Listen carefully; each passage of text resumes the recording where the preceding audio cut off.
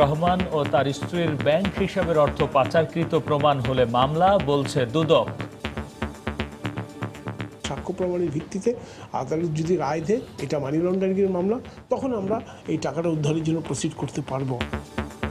অর্থ ফেরত আনতে রাজনৈতিক সদিচ্ছা ও গতিশীল আইনি প্রক্রিয়ার তাগিদ। তারেক রহমানের ক্ষেত্রে খুব বেশি বিলম্ব হবে বলে মনে হয় না। এই কারণেই এই ব্যাপারে রাজনৈতিক সদিচ্ছা আমাদের আছে। আইনি প্রক্রিয়ায় ব্যর্থ হয়ে অন্য পথে হাঁটছে সরকার। সরকারের পক্ষে দুদক আদালতের দরকার ছিল পলিটিক্যাল স্টেমনাদি করার জন্য। দেখছিলেন প্রধান শিরোনাম। দুপুরের সময়ের সঙ্গে আছে আমি শিরিন আক্তার এবং আমি গোলাম রাব্বি। এবার অন্যান্য শীর্ষ সংবাদ। বিএনপি নিঃশেষ হয়ে যায়নি, হতাশার কিছু নেই বললেন মির্জা ফখরুল। বেগম জিয়া অসুস্থ হলেও মনোবল অটুট বলে দাবি। নুসরাত হত্যার আসামিদের জবানবন্দিতে নাম এলেও ধরাছোঁয়ার বাইরে রুহুল আমিন। গ্রেপ্তারের পাশাপাশি মাদ্রাসা কমিটি বাতিলের দাবি। রাজধানীতে অসহ্য গরমে ডায়রিয়ার প্রকোপ, আক্রান্তদের বেশিরভাগই বয়স্ক। বিশুদ্ধ পানি পানের পরামর্শ চিকিৎসকদের। রমজান মাস সামনে রেখে ঢাকার সবজির বাজার চড়া, মাছ মাংস বিক্রি হচ্ছে বাড়তি দামে, অসহায় ক্রেতা। এবং 3 হাত ঘুরে উন্নত বিশ্বে যাচ্ছে বাংলাদেশের সোনালী আঁশ পাট, ন্যায্য দাম থেকে বঞ্চিত চাষিরা। পরিকল্পনায় ঘাটতির অভিযোগ বিদেশি ক্রেতাদের।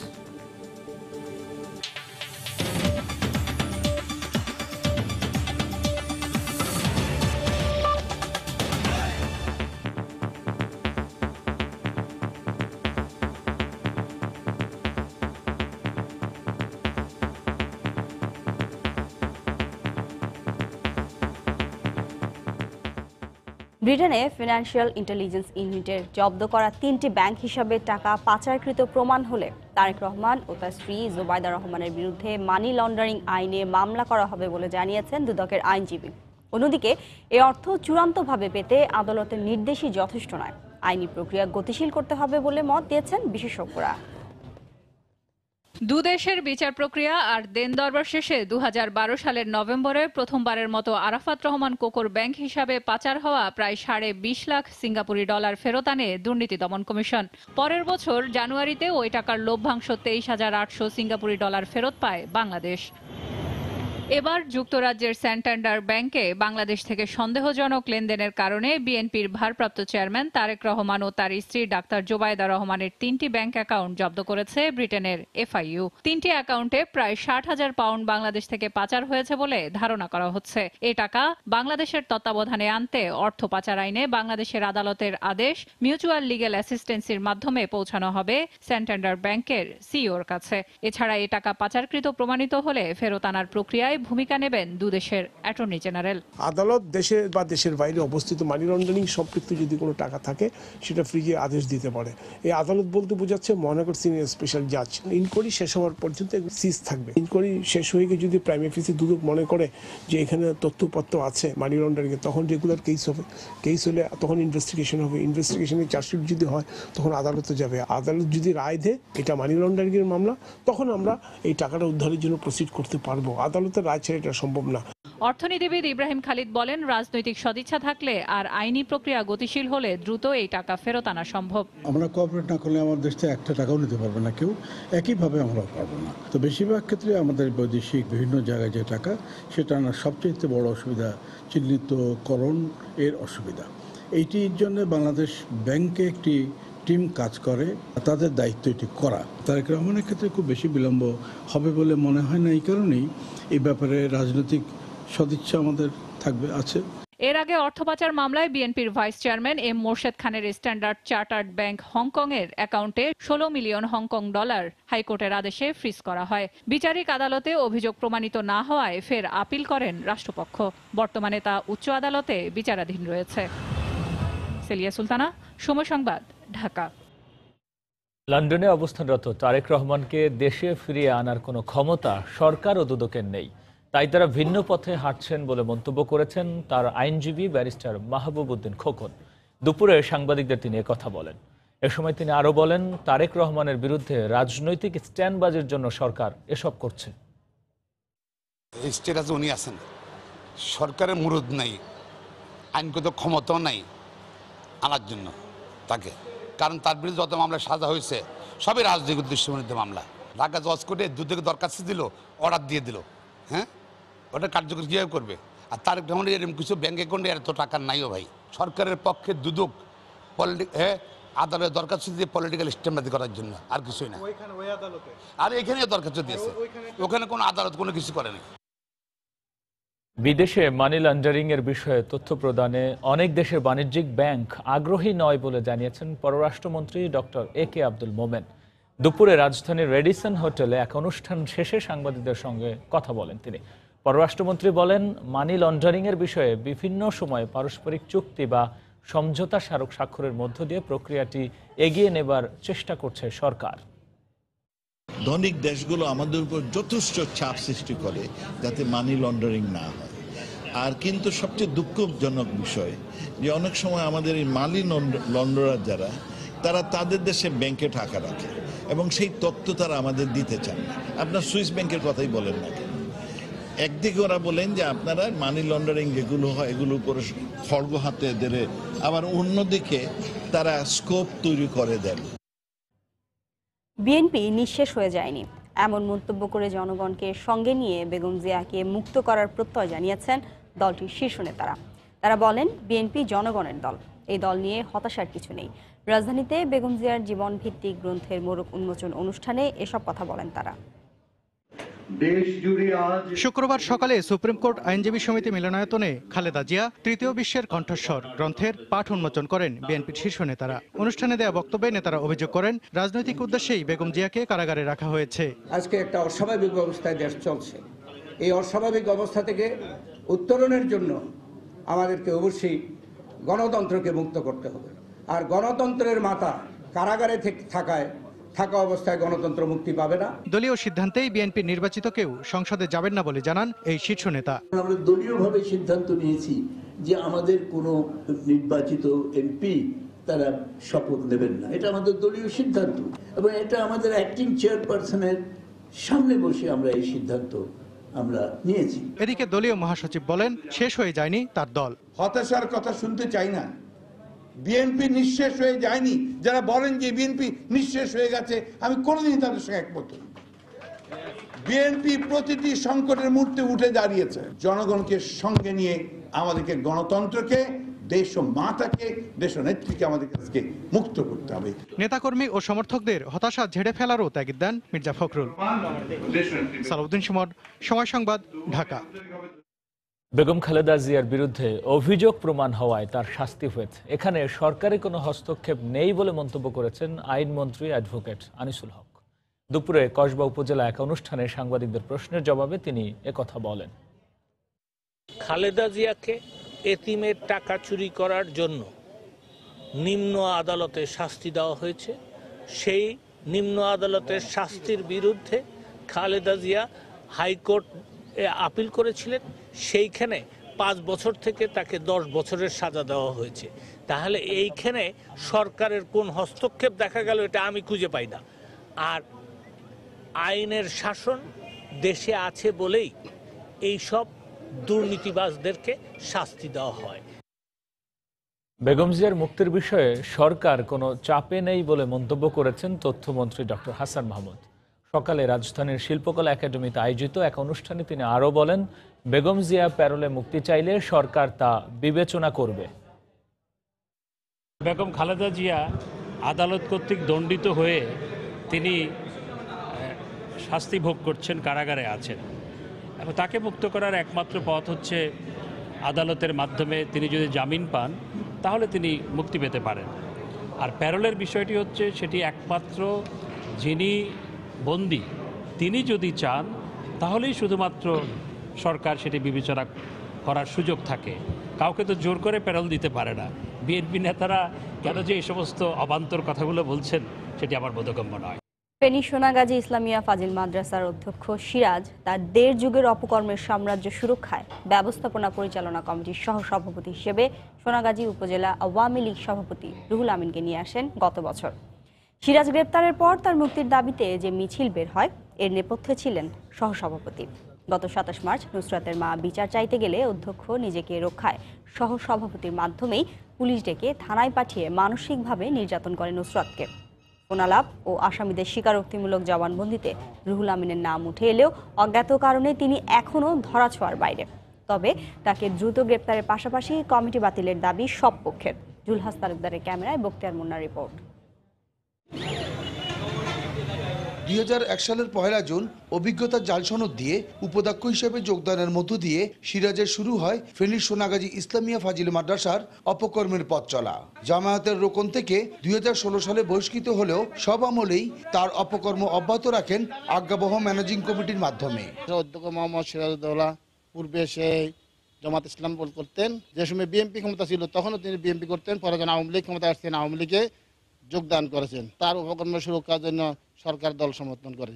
গত বছরের সেপ্টেম্বরে রুহুল আমিন সহসভাপতি হবার পর অধ্যক্ষের অপকর্ম বেড়ে যায়। যৌন নিপীড়নের বিচার চাওয়ায় গত অক্টোবরে এক ছাত্রীর পরিবারকে হয়রানির মুখে পড়তে হয়, আর প্রতিবাদ করায় প্রাণ দিতে হয় নুসরাতকে। শিক্ষক নেতার দাবি, রুহুল আমিনের প্রশ্রয়ে অধ্যক্ষ সিরাজের পক্ষে ২৮ মার্চ নুসরাতের খুনের অন্যতম আসামি নুরুদ্দিনের নেতৃত্বে বিক্ষোভ সমাবেশ হয়। ম্যানেজিং কমিটির উদ্যোগে যখন মিছিল হয়, এখানেই যদি আশ্রয় প্রশ্রয় না দিতেন, উৎসাহিত না করতেন, তাহলে কোনো অবস্থায় এই মেয়েটির হত্যাকাণ্ড পর্যন্ত পরিণাম ফলের দিকে যেতে হতো না। রুহুল আমিন অবশ্যই দলকে ব্যবহার করে, রাজনৈতিক শক্তিটাকে ব্যবহার করে সিরাজুল্লাহকে সে অপকর্মের কাজে অনুপ্রেরণা জুগিয়েছে। সে আলোকে সিরাজুল্লাহ গং এই জঘন্য অপকর্ম করেছেন। নুসরাত হত্যা মামলার আসামি নুরুদ্দিন ও শাহাদাত হোসেন শামীমের আদালতের স্বীকারোক্তিতেও উঠে আসে রুহুল আমিনের নাম।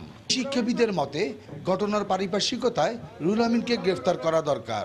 ওনার জানা মতে এই ঘটনাটা ঘটেছে, আইন শৃঙ্খলা রক্ষাকারী বাহিনী ওনাকে এখনো কেন অ্যারেস্ট করছেন না? আমার তো মনে হয় এই সময়টা চলে এসছে ওনাকে জিজ্ঞাসাবাদের মুখোমুখি করার। তাহলে এর সাথে আরও কারা জড়িত আছে কিনা, আমাদের নিরাপত্তার জন্যই এটি প্রয়োজন।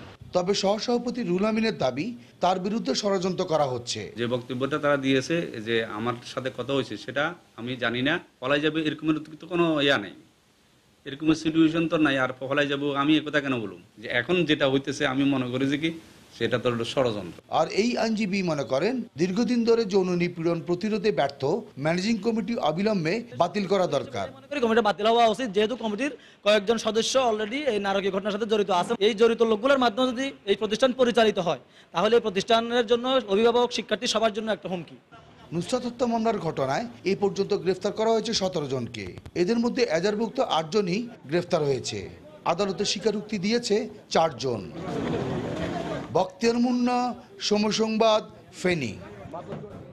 এদিকে নুসরাত হত্যাকাণ্ডে অর্থ লেনদেনের বিষয়ে অনুসন্ধানে নেমেছে সিআইডি। দুপুরের সময় আরও থাকছে। সোলার বিদ্যুতের আলোয় বদলে গেছে কুড়িগ্রামের চরাঞ্চলের জনজীবন, দারুণ খুশি এলাকাবাসী।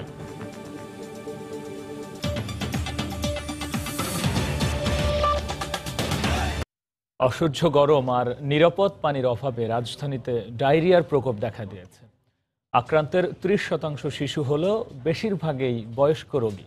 সমস্যার সমাধানে পানির বিশুদ্ধতা নিশ্চিত হয়ে পান করার পরামর্শ চিকিৎসকদের। পাশাপাশি শরীরে দ্রুত পানি শূন্যতার পাশাপাশি ডায়রিয়ার লক্ষণ দেখা দিলেই রোগীকে নিকটবর্তী স্বাস্থ্যকেন্দ্রে নিয়ে যাওয়ার আহ্বান চিকিৎসকদের। মোহাম্মদ শাহিনের ছবিতে দেখুন মুজাহিদ শুভর রিপোর্ট। রাজধানীতে হঠাৎ ডায়রিয়ায় আক্রান্ত রোগীর চাপ বাড়ায় আইসিডিডিআরবিতে টানানো হয়েছে অস্থায়ী তাঁবু। গত ৩ দিনেই গড়ে ভর্তি রোগীর সংখ্যা ছাড়িয়েছে ৯০০। তবে এবার গরমের শুরুতেই প্রকোপ বাড়ায় আক্রান্তের ৩৫% এসেছে তীব্র ডায়রিয়া নিয়ে। শারীরিক অবস্থা এত পরিমাণে খারাপ হয়েছিল যে আমি আসলে যে এখানে এসে দাঁড়াবো সে শক্তি আমার ছিল না। বড় ভাইকে বাসায় আসার পরে ফুটানো পানি বাবা খায় নাই, এই কারণে এই সমস্যাটা হয়েছে। আমাদের কোম্পানিটা ৬-৭ জনের অবস্থা দাঁড়িয়ে হয়েছে। গরমে পিপাসার্ত মানুষের পানি পানের চাহিদা বাড়লেও বিশুদ্ধ পানির সরবরাহ বাড়ে না সেইভাবে। প্রয়োজন মেটাতে নিরাপদ অনিরাপদ বাছবিচার না করায় পানিবাহিত এই রোগে সহজেই ধরাশায়ী হন রোগীরা। বাসা থেকে যেটুকু পানি নিয়ে আসছিলাম ওটুকু শেষ, তো এখন ইনস্ট্যান্ট যে পানিটা খাবো এটা তো এখানে দেখতেই পাচ্ছেন কি অবস্থা। সবটা তো আমি জাজ করতে পারবো না কোনটা বিশুদ্ধ কোনটা খারাপ, এখন বাঁচার জন্য তো দোকান থেকে কিছু কিনা হলে খাইতে হবে। পানির পিপাসা পাইলে যখন সামনে যেই পানিগুলো পাই নিরাপদ না হলে ওইগুলোই খাই। চিকিৎসকরা বলছেন গরমে ডায়রিয়ার ব্যাকটেরিয়ার প্রজনন বেড়ে যায় ব্যাপকভাবে, তাই এ সময় পচা বাসি খাবার পরিহার, ফুটানো পানি পান ও বেশি বেশি হাত ধোয়ার পরামর্শ চিকিৎসকদের। ছোট বাচ্চাদের শুধুমাত্র বুকের দুধ খাওয়ানো উচিত এবং বিশুদ্ধ পানি খুঁজে সেটা পান করা উচিত বা ব্যবহার করা উচিত। তো এটা ছাড়া আর কোনো বিকল্প নাই। বাসি পচা যে খাওয়াগুলো আছে সেই খাওয়াগুলো কোনোভাবেই খাওয়া যাবে না, এবং খাওয়া তৈরির ক্ষেত্রে বিভিন্ন রেস্টুরেন্ট সহ বিভিন্ন জায়গায় তৈরির ক্ষেত্রে তারা যেন প্রপারলি হাইজিন মেনটেন করে, কারণ এটা যেহেতু মুখ এবং বায়ুপথের যে জীবাণুগুলো সেগুলো দিয়ে সংক্রমিত হয়। আইসিডিডিআরবিতে ভর্তি হওয়া 65 থেকে 70% বয়স্ক রোগী। কাজের কারণে বাইরে থাকা যাদের অধিকাংশই নিরাপদ পানি থেকে বঞ্চিত হচ্ছেন। গরমের এই সময়ে তাই প্রয়োজনীয় পরিমাণ বিশুদ্ধ পানি সঙ্গে নিয়ে বাইরে বের হবার পরামর্শ বিশেষজ্ঞ চিকিৎসকদের। মুজাহিদ শুভ, সময় সংবাদ, ঢাকা। দেখছেন দুপুরের সময়। Click switch 50,000 bar on of করা যায় নিশ্চিন্তে। ক্লিক সুইচ চলছে, চলবে। পৃথিবী জুড়ে জলবায়ু পরিবর্তন ও পরিবেশ দূষণ নিয়ে বাড়ছে সচেতনতা। প্লাস্টিক ও কাঠ ব্যবহারের পরিবর্তে পরিবেশ বান্ধব উপাদান ব্যবহারের দিকে ঝুঁকছে বিশ্ববাসী। আর এক্ষেত্রে বড় উপাদান হয়ে দাঁড়িয়েছে বাংলাদেশের সোনালী আঁশ পাট। বিশ্বজুড়ে পাটের চাহিদা ক্রমবর্ধমান হলেও নানা জটিলতার কারণে 3 হাত ঘুরে বাংলার পাট যাচ্ছে উন্নত বিশ্বে। ফলে ন্যায্য মূল্য থেকে বঞ্চিত হচ্ছেন পাট চাষিরা। যদিও পাট চাষিদের জন্য আশার কথা শোনাচ্ছেন কর্তৃপক্ষ। বাংলাদেশের পাটের সমস্যা ও সম্ভাবনা নিয়ে পারমিতা হিমের 2 পর্বের ধারাবাহিক প্রতিবেদনের আজ দেখুন প্রথম পর্ব। In July 2016 because of the Holy Bakery attack. But then I came back to Bangladesh. কুয়েন্টিন ম্যাটিয়েস যে প্রতিষ্ঠানে পাট নিয়ে কাজ করছেন, ফ্রান্সের সে প্রতিষ্ঠানের নাম গোল্ড অফ বাংলাদেশ। বাংলাদেশের পাটকে তারা গোল্ড বা সোনা মনে করছেন, কেননা এর রয়েছে অমিত সম্ভাবনা। I believe in the fact that আমি মনে করি পরিবেশ দূষণ কমাতে পাট এমন একটি অমূল্য সম্পদ যেটি থেকে অনেক কিছু তৈরি করা সম্ভব। এমন সম্পদ যাদের আছে তারা একে সঠিকভাবে কাজে লাগালে ব্যাপক অর্থনৈতিক উন্নয়ন করা সম্ভব। or whether it be plastic waste or নেটআপ ফাইবার নামে এই প্রতিষ্ঠানে ফ্লেক্স এবং পাট থেকে ইউরোপের অধিকাংশ গাড়ির অভ্যন্তরীণ অংশ তৈরি হয়। তবে পাটকে বেশি গুরুত্ব দিচ্ছে তারা, কেননা এটি ফ্লেক্সের চেয়ে সস্তা ও ওজনেও হালকা। এই প্রতিষ্ঠানের প্রধান নির্বাহী বললেন, বাংলাদেশের পাট তারা কিনছেন বেলজিয়ামের একটি কোম্পানি থেকে। বেলজিয়ামের সে কোম্পানি পাট কিনে থাকে ভারতীয় কোম্পানি থেকে। যে বিষয়টির দিকে আমরা সবচেয়ে গুরুত্ব দেই সেটা হলো পাটের নিরবচ্ছিন্ন সরবরাহ ও গুণাগুণ। এটি নিশ্চিত করার জন্যই আমরা বিদেশি কোম্পানি থেকে বাংলাদেশের পাট কিনছি। পাটের ন্যায্য মূল্য থেকে বঞ্চিত হচ্ছেন আমাদের পাট চাষিরা। পাটের বাজারে মধ্যস্বত্বভোগীদের দৌরাত্ম্য খুব বেশি। কৃষক আর ক্রেতার মাঝখানে বেশি লোক থাকলে কৃষক তো ন্যায্য মূল্য বঞ্চিত হবেই। পাটের বাজারের পুরো নেটওয়ার্ক ঢেলে সাজাতে হবে। দেখেন, পাট খাতে যে ধরনের বড় লক্ষ্য ও পরিকল্পনা নিয়ে আগানো দরকার, বাংলাদেশের সেখানে বিশাল ঘাটতি রয়েছে। ফ্রান্সের নরম্যান্ডির এই ফ্যাক্টরিতে তৈরি হচ্ছে পাট থেকে ইউরোপের সমস্ত গাড়ির ভেতরের যন্ত্রাংশগুলো। এই ফ্যাক্টরির প্রধান নির্বাহী বলেছেন, বাংলাদেশ যদি সরকার এবং কৃষকদের মধ্যে সমঝোতা আরও বাড়াতে পারে এবং পাট শিল্পে মধ্যস্বত্বভোগীদের দৌরাত্ম্য কমাতে পারে, তাহলে নতুন দিগন্ত দেখবে বাংলাদেশের পাট শিল্প। পাটের গুণগত মান নিশ্চিত করার ক্ষেত্রে বাংলাদেশের বাধাগুলো কি? পার ডে যদি 20 টন যদি প্রোডাকশন ক্যাপাসিটি হয়, সেখানে মিনিমাম 4 জন টেক্সটাইল ইঞ্জিনিয়ার সেখানে থাকতে হবে, গ্র্যাজুয়েট। সেই সংখ্যা অনুপাতে ডিপ্লোমা ইঞ্জিনিয়ার থাকতে হবে। হোল খোঁজ নিয়ে দেখেন জুট সেক্টরে তাদের সুযোগ সুবিধা বা স্যালারি এত কম দেওয়া হয় যার কারণে সেখানে কেউ থাকতে চায় না। বাংলাদেশ পাটকল কর্পোরেশনের চেয়ারম্যান বলেন, বিশ্বব্যাপী পাটের ক্রমবর্ধমান চাহিদা সম্পর্কে তারা অবগত রয়েছেন। কাঁচা পাট আমরা রপ্তানি করতে চাই না, কারণ নতুন নতুন উদ্ভাবনীমূলক প্রকল্পগুলি যখন বাস্তবায়ন শুরু হবে, কমার্শিয়াল প্রোডাকশনে যাবে, তখন আমাদের লোকাল পাট ডিমান্ড অনেক বেড়ে যাবে। সেই ক্ষেত্রে আমি পারমিতা হিম, সময় টেলিভিশন। রমজান মাস সামনে রেখে রাজধানীর সবজির বাজার চড়া, তবে বিক্রেতাদের যুক্তি ঘন ঘন বৃষ্টিতে নষ্ট হয়েছে সবজি ক্ষেত। আবার কোনো কোনো বিক্রেতার দাবি বাড়েনি, বরং কমতির দিকে সবজির বাজার। মাছের সরবরাহ কম, তাই দাম বেশি। আর শবে বরাত সামনে রেখে খাসির মাংসের দাম বেড়েছে। রাজধানীর মহাখালী কাঁচা বাজার ঘুরে রিপোর্ট করছেন কামরুল হাসান সবুজ। দেখে বোঝার উপায় নাই সবজির ঘাটতি রয়েছে বাজারে, তবুও দাম বাড়তি। কারণ হিসেবে চাহিদা যোগানের হেরফেরকেই সামনে টানলেন বিক্রেতারা। আবার অনেক দোকানে শোনা গেল দাম বরং কিছুটা কমেছে গেল সপ্তাহের তুলনায়। কাঁকরোল 120 টাকা কেজি, সিম 60 টাকা কেজি, করলা হয়েছে 70 টাকা কেজি, মরিচ 80 টাকা কেজি। সবকিছুর দামে 10 থেকে 20 টাকা গত সপ্তাহ থেকে এই সপ্তাহ একটু কম। সবজির দাম গত সপ্তাহে এই সপ্তাহে একটু বেশি। আরো লাউ মনে করেন যে গত সপ্তাহ ছিল 60 টাকা, এই সপ্তাহ 70-80 টাকা। পটল 50 টাকা। দাম নিয়ে বিক্রেতাদের নানা মত থাকলেও সকাল সকাল বাজারে এসে নিরুপায় হওয়ার কথা জানালেন ক্রেতারা। দামাদামি করতে হয়, যেটা আসলে খুব একটা ভালো লাগে না। আমরা যারা ক্রেতা বাজারে আসলে অসহায় হই, আমাদের কিছু করার থাকে না, নিতেই হবে। সরবরাহ কমের দাবি করে দাম বাড়তির কথা জানালেন মাছ বিক্রেতারা। এখানেও অসহায় ক্রেতা। আগে থেকে 20-30 টাকা বেশি দেখা গেছে, কোনো আছে 50 টাকা বেশি। রুই মাছ 250 টাকা কেজি বিক্রি হচ্ছে, গ্লাস কাপ 220 টাকা, পাবদা 450 টাকা। মাছের বাজারের যে অবস্থা, এটা আসলে মানুষের নাগালের বাইরে অনেকটা। আর মাংসের বাজারে পহেলা বৈশাখের আগ থেকে কেজিতে 50 টাকা পর্যন্ত বেড়েছে খাসির মাংসের দাম। 650 হলো বকরি, খাসির গোশত হলো 780 টাকা। এই 50 টাকা এদিকে 10 টাকা কমে এই সপ্তাহে 160 টাকা কেজি দরে বিক্রি হচ্ছে ব্রয়লার, আর দেশি মুরগি বিক্রি হচ্ছে আগের দামেই। কামরুল হাসান সবুজ, সময় সংবাদ, ঢাকা। এদিকে রমজান সামনে রেখে বাড়তে শুরু করেছে চট্টগ্রামের ফিশারি ঘাটে সব ধরনের মাছের দাম। সামুদ্রিক ও মিঠা পানির মাছের দাম কেজিতে বেড়েছে 20 থেকে 30 টাকা। বাজারে রূপালী ইলিশের দাম একটু বেশি। নূর জামাল আতিকের ক্যামেরায় শফিকুল আলমের রিপোর্ট। ভোর থেকে ক্রেতা বিক্রেতাদের হাঁকডাকে সরগরম হয়ে উঠেছে চট্টগ্রামের মাছের সবচেয়ে বড় পাইকারি বাজার ফিশারি ঘাট। এখানে প্রতি কেজি রুই বিক্রি হচ্ছে 150 থেকে 200 টাকা পর্যন্ত, মৃগেল বিক্রি হচ্ছে 130 থেকে 180 টাকা, আর কাতল 150 থেকে 200 টাকা পর্যন্ত বিক্রি হচ্ছে। আর প্রতি কেজি চিংড়ি বিক্রি হচ্ছে 600 থেকে 800 টাকা, আর রূপচাঁদা বিক্রি হচ্ছে মানভেদে 700 থেকে 900 টাকা পর্যন্ত। গলদা চিংড়ি 20-22 দানা চলতেছে 500 টাকা, 550 টাকা। তারপর আপনার এই ধরেন 18-16 এগুলো চলতেছে 600, 650। তারপর আরও মনে করেন 10-12 মনে করেন 800, 850। শিং মাছগুলো বিক্রি করতেছি 500 টাকা কেজি, 450 টাকা কেজি। গলদা চিংড়ি 450, 550, 700। এদিকে বঙ্গোপসাগরে ধীরে ধীরে পড়তে শুরু করেছে জেলেদের জালে রূপালী ইলিশ। এই ফিশের ঘাটে প্রতি কেজি ইলিশ মানভেদে বিক্রি হচ্ছে 400 থেকে 800 টাকা পর্যন্ত। ইলিশ ধরেন 300 গ্রামের 400 গ্রামের ওগুলা 400, 450। তারপর ইলিশ যেগুলা 500, 600 এগুলো আপনার 500, 550 রেট করতেছে। আর যেগুলো 700, 800 গ্রাম ইলিশ পড়তেছে ওগুলোর রেট পর আপনার 700 থেকে 800। রমজান উপলক্ষে কিন্তু মাছের দাম বাড়বে না, আশা করি মাছের দাম স্থিতিশীল থাকবে, যেহেতু রমজানে প্রচন্ড মাছের চাপ থাকবে। ইলিশ আছে বছর ইলিশ হবে ইনশাল্লাহ, যদি এই যে মৌসুম যদি ভালো থাকে। চট্টগ্রামে এই ফিশারি ঘাটে প্রতিদিন 100 থেকে 150 টন মাছ বিক্রি হয়, যার বাজার মূল্য প্রায় 10 থেকে 15 কোটি টাকা। চট্টগ্রামের ফিশারি ঘাট থেকে শফিকুল আলম, সময় সংবাদ।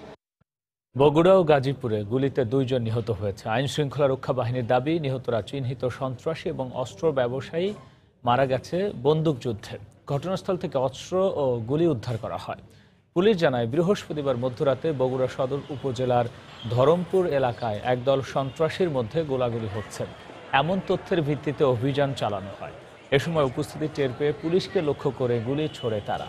পুলিশও পাল্টা গুলি করে। পরে ঘটনাস্থল থেকে স্বর্গ নামে একজনকে গুলিবিদ্ধ অবস্থায় উদ্ধার করে শহীদ জিয়াউর রহমান মেডিকেল কলেজ হাসপাতালে নেওয়া হয়। ভোরে সেখানে তার মৃত্যু হয়।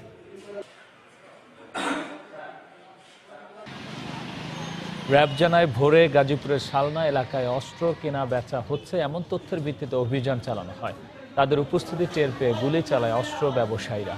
র্যাবও পাল্টা গুলি চালায়। এক পর্যায়ে ঘটনাস্থল থেকে গুলিবিদ্ধ একজনকে উদ্ধার করে শহীদ তাজউদ্দিন আহমেদ মেডিকেল কলেজ হাসপাতালে নেওয়া হলে চিকিৎসক তাকে মৃত ঘোষণা করেন। বরিশালে নিজ বাড়ি থেকে এক দলিল লেখকের লাশ উদ্ধার করেছে পুলিশ। এই ঘটনায় নিহতের স্ত্রী ও শ্যালককে আটক করা হয়েছে। তবে নিহতের স্ত্রীর দাবি, ছোট ভাইয়ের সঙ্গে জমি নিয়ে দ্বন্দ্বের জেরে তাকে হত্যা করা হয়েছে। পুলিশের ধারণা, এটি একটি পরিকল্পিত হত্যাকাণ্ড। শুক্রবার ভোরে বরিশাল সদর উপজেলার বোখাইনগর গ্রামে নিজ বাসায় রেজাউল করিম রিয়াজের লাশ পড়ে থাকতে দেখে স্থানীয়রা জাতীয় জরুরি সেবা কার্যক্রম 999-এ জানায়। পরে স্থানীয় থানার পুলিশ সদস্যরা ঘটনাস্থলে পৌঁছে লাশ উদ্ধার করে সদর হাসপাতাল মর্গে পাঠায়। এ ঘটনায় জড়িত সন্দেহে নিহতের স্ত্রী ও শ্যালককে আটক করা হয়। তবে নিহতের স্ত্রীর দাবি, রিয়াজের ছোট ভাইয়ের সঙ্গে জমি নিয়ে বিরোধ চলছিল দীর্ঘদিন ধরে, এরই জেরে তাকে হত্যা করা হয়েছে। আমার বোনাই বাসা ছাড়তে গেছে তার ছোট ভাইরে, এই কইছে দেখে গালাগালি করছে, দাউলে অনেক লড়ালড়ি করছে। রাত্রবেলা তার ছোট ভাই বাসায় যাইয়া, ঠিক আছে, মানে তদন্ত করে বের করছে যে তাকে বেশ করে কোপানো হয়েছে। ছোট ভাই হ্যাঁ 5-6 বছর কথা কইতে পারে না, 1 মাস হ্যাঁ ঘরে আটকাই রাখছে। আমি কি আমার মোবাইল কেমন কথা কন আমার সাথে। ঘটনাটি পরিকল্পিত বলে ধারণা করছে পুলিশ। চরমনা ইউনিয়নের বুখাইনগর গ্রামের এক লোককে হত্যা করা হয়েছে। ওই জায়গা থেকে আমাদের তার ভাই এবং তার স্ত্রীকে আটক করা হয়েছে জিজ্ঞাসাবাদের জন্য। তদন্ত চলতেছে, তদন্ত পরে এটা বলা যাবে। দলিল লেখক রেজাউল করিমের সঙ্গে 4 বছর আগে বিয়ে হয় লিজার। সময় সংবাদ, বরিশাল। চট্টগ্রামে জেলা প্রশাসনের নির্বাহী ম্যাজিস্ট্রেট পদমর্যাদার কর্মকর্তার সংকট মারাত্মক আকার ধারণ করেছে। নিয়মিত অন্তত 35 জন কর্মকর্তা থাকার কথা থাকলেও পদোন্নতি ও দীর্ঘমেয়াদী প্রশিক্ষণের কারণে বর্তমানে মাত্র 6 জন কর্মকর্তা নিয়োজিত রয়েছেন। এ অবস্থায় প্রাত্যহিক কাজে যেমন প্রশাসনকে হিমশিম খেতে হচ্ছে, তেমনি আসন্ন রমজানে বাজার মনিটরিং কিংবা ভ্রাম্যমাণ আদালত পরিচালনা অনেকটা অনিশ্চিত হয়ে পড়ছে। বিস্তারিত জানাচ্ছেন কমল দে। চট্টগ্রামে জেলা প্রশাসনকে 15টি উপজেলার প্রশাসনিক দায়িত্ব পালনের পাশাপাশি নগরীর নানা কাজে সম্পৃক্ত থাকতে হয় নির্বাহী ম্যাজিস্ট্রেট পদমর্যাদার কর্মকর্তাদের। কিন্তু বর্তমানে প্রথম শ্রেণীর এসব কর্মকর্তা পদে চরম সংকট দেখা দিয়েছে। বিশেষ করে সহকারী কমিশনারের 14টি পদের সবকটি শূন্য। প্রাত্যহিক কাজের বাইরে গিয়ে নির্বাহী ম্যাজিস্ট্রেট পদমর্যাদার সরকারি এসব কর্মকর্তাদের বাজার মনিটরিং, উচ্ছেদ কার্যক্রম পরিচালনার পাশাপাশি ভ্রাম্যমাণ আদালত পরিচালনার মতো অন্তত 8 ধরনের বাড়তি কাজ করতে হয়। বন্ধ হয়ে যাওয়া কর্ণফুলী নদীর তীরবর্তী অবৈধ স্থাপনা উচ্ছেদ কার্যক্রম পুনরায় চালুর নির্দেশনা রয়েছে উচ্চ আদালতের। কিন্তু উচ্ছেদের ক্ষেত্রে অন্যান্য জটিলতার পাশাপাশি রয়েছে ম্যাজিস্ট্রেট সংকট সমস্যা।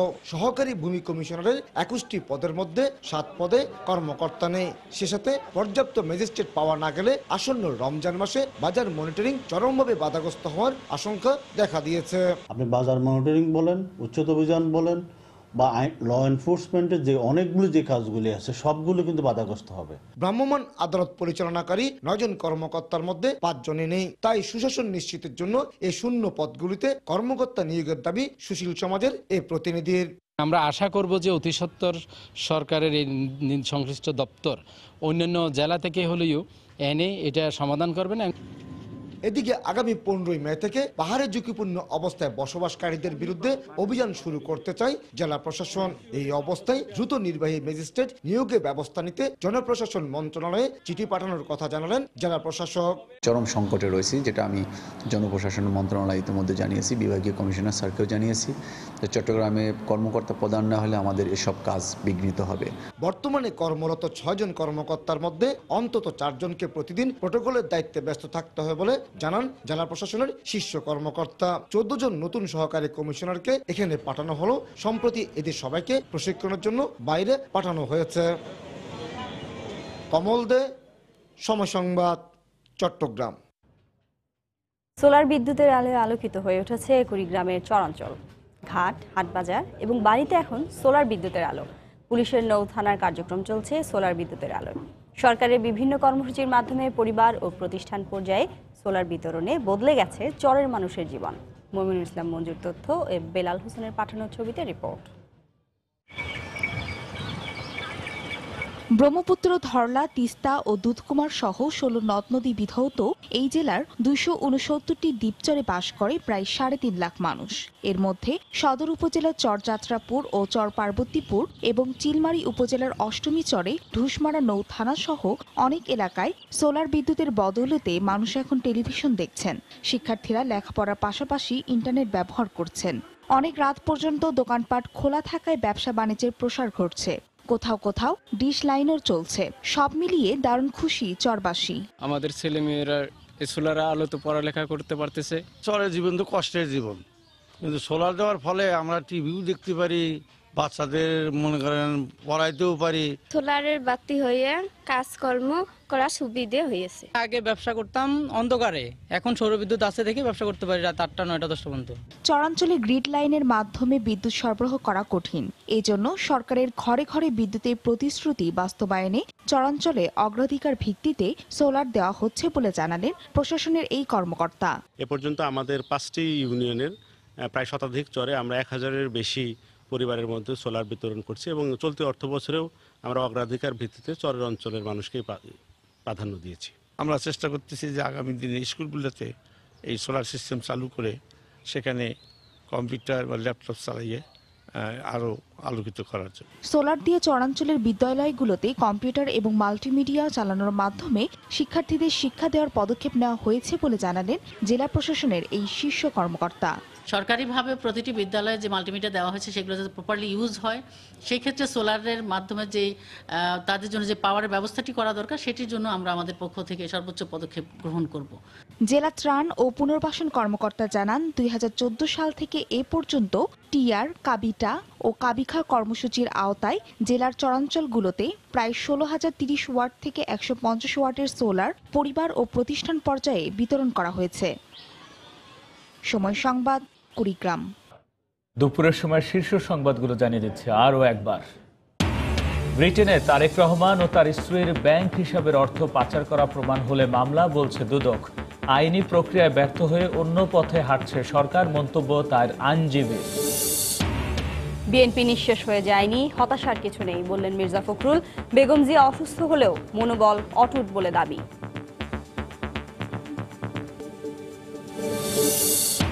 নুসরাত হত্যার আসামিদের জবানবন্দিতে নাম এলেও ধরাছোঁয়ার বাইরে রুহুল আমিন। গ্রেফতারের পাশাপাশি মাদ্রাসা কমিটি বাতিলের দাবি। রাজধানীতে অসহ্য গরমে ডায়রিয়ার প্রকোপ, আক্রান্তদের বেশিরভাগই বয়স্ক। বিশুদ্ধ পানি পানের পরামর্শ চিকিৎসকদের।